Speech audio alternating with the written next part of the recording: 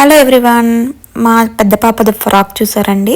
So ఇదే అనమాట. ఈ ఫ్రాక్ ఏంటంటే మా పెద్ద పాప బర్త్డేకి మా ఫ్రెండ్స్ వాళ్ళు ఇచ్చారనమాట. సో ఇది ఫ్రాక్ మోడల్ ఏంటంటే ముందుకి చిన్నగా ఉండి బ్యాక్ సైడ్ ఫుల్గా ఉంటుందన్నమాట. ఇక్కడ చూసారా, ఇది చిన్నగా ఉంది, బ్యాక్ సైడ్ పెద్దగా ఉంటుందన్నమాట.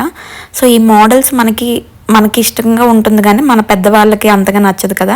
సో మా మావయ్య గారు అత్తయ్య గారు దీనికి ఏమైనా జాయిన్ చెయ్యు అనేసి అన్నారనమాట. ఇది కూడా ఏంటంటే పాపకు కొంచెం మోకాళ్ళ వరకు కనబడుతుంది, అందుకే నాకు కూడా సరే ఓకే ఫ్యాబ్రిక్ తీసుకొని స్టిచ్ చేద్దామనేసి ఇలా నేను బయట నుంచి నెట్ ఫ్యాబ్రిక్ తీసుకున్నాను అనమాట.